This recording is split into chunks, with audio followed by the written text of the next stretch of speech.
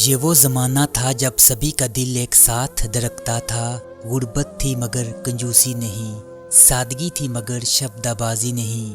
لوگ مخلص تھے، یاروں کے یار تھے، اور سب سے بڑی بات غمگسار تھے۔ قومیت اور فرقہ پرستی کا دور دور تک نام و نشان نہیں تھا۔ اس وقت نہ تو موبائل تھے اور نہ ہی انٹرنیٹ، لیکن سماجی رابطے آج سے کہیں زیادہ مضبوط تھے۔ جبکہ آج ایک ہی گھر میں ایک ہی کمرے میں بیٹھے والدین اور بچے آپس میں گفتگو کرنے کے بجائے موبائل پر سات سمندر پار سوشل میڈیا پر اپنی حاضری کو یقینی بناتے ہیں، اور ٹیکنالوجی کی وجہ سے کمیونیکیشن جہاں تیز اور آسان ہوئی ہے، وہی روایتی کمیونیکیشن کا گیپ بھی محسوس کیا جا رہا ہے۔ 90 کی دہائی وہ شاندار دہائی تھی، جس کا بھی بچپن اس دہائی میں گزرا وہ تاعمر اسے بھولے گا نہیں۔ بچپن کے وہ کھیل، خاص کر آج ٹینس کی بال ایک اکیلا انسان خرید سکتا ہے، مگر لاکھ کوشش کے باوجود وہ 10 دوست اکٹھے نہیں کر سکتا۔ یہ وہ زمانہ تھا جب وسائل تو کم تھے، لیکن مزہ آج سے کہیں زیادہ تھا۔ امیر ہو یا غریب، ہر بچے کے شوق سانجے تھے۔ آج سے کئی برس پہلے دیہاتی گھروں میں توے پر روٹی پکانے کا رواج بہت کم تھا۔ ہر گھر میں کم و بیش ایک تندوری ہوتی تھی، جو گھر کے صحن میں یا چھت پر بنائی جاتی۔ عام طور پر صبح و شام تندوری میں افراد خانہ کے حساب سے ایک ہی بار روٹیاں پکا لی جاتی، جو شام تک تر و تازہ رہتی۔ دیسی گندم چکی سے پسوا کر مزیدار غذائیت سے بھرپور آٹا تیار کروایا جاتا، پھر اس کو بڑی محنت اور جان سے گوندا جاتا اور بہت اہتمام سے تندوری میں روٹیاں پکائی جاتی۔ بعض اوقات آس پڑوس سے بھی خواتین بھی ایک ہی تندوری پر روٹیاں پکانے آ جاتی تھی۔ صبح کے وقت ان روٹیوں کو دیسی گھی یا مکھن سے چوپڑا جاتا، کہیں دفعہ تو ساری روٹیوں کو گرم گھی میں مسل کر چوڑی بنائی جاتی۔ جی ہاں ناظرین، یہ وہی چوڑی ہے جو ہیر اپنے رانجھے کے لیے لاتی تھی۔ گرمیوں کے موسم میں جب آم کا سیزن آتا، چھوٹے بچوں کو ساتھ لے کر آم کے پیڑ تلے چوری سے پہنچ جاتے۔ غالباً آم کا پیڑ گاؤں میں ایک ہی ہوتا تھا۔ درخت کی نگرانی کرتی ماسی اور چاچے کی نظر آج کی دوربین سے کہیں گنا تیز تھی۔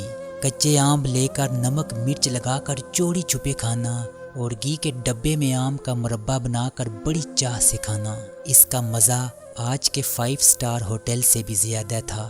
آج بڑے ہوئے تو معلوم ہوا کہ آم کے اندر زہر نہیں بلکہ گٹلی ہوتی ہے۔ چھوٹی عید ہو یا بڑی عید، کسی بھی تہوار کی تیاریاں کئی دن پہلے سے شروع ہو جاتی تھی۔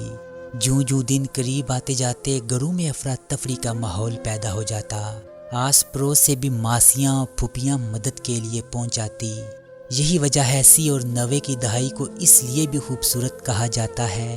اس وقت سہولیات نہیں تھی، بجلی نہیں تھی، گیس اور سٹوپ صرف جاگیرداروں کے گھروں میں ہوتا تھا۔ رات کو صحن میں چارپائیوں پر بغیر پنکھے کے سو جاتے تھے۔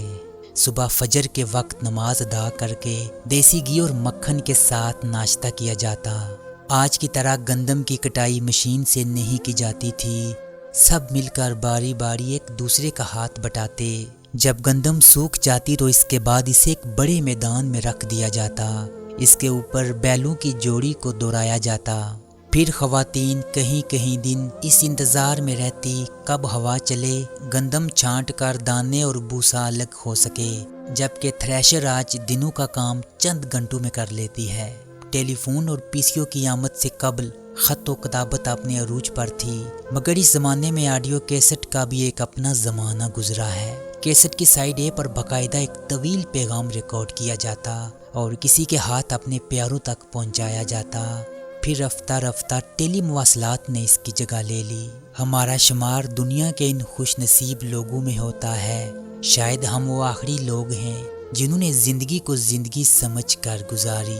آج جب بھی ہم اس وقت کے بارے میں سوچتے ہیں، خاص کر بچپن کے بارے میں، تو جی چاہتا ہے کاش ہم ایک بار پھر چھوٹے سے بچے بن جائیں۔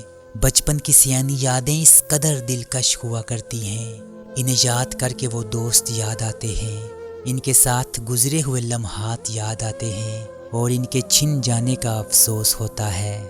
ایسا محسوس ہوتا ہے جیسے ہم سے ہمارا بچپن نہیں بلکہ کوئی قیمتی سرمایہ چھن گیا ہو۔ کاش پھر سے لوٹ آئے وہ دن، کاش پھر سے لوٹ آئے وہ دن۔